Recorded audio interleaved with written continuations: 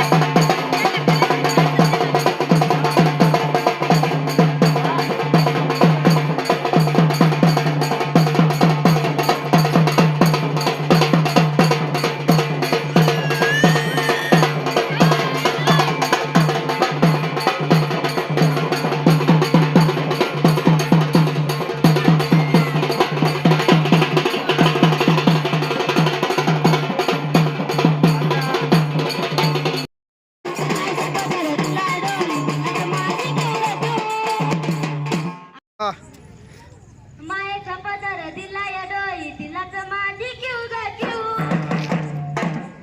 आणि मग येडाई माझा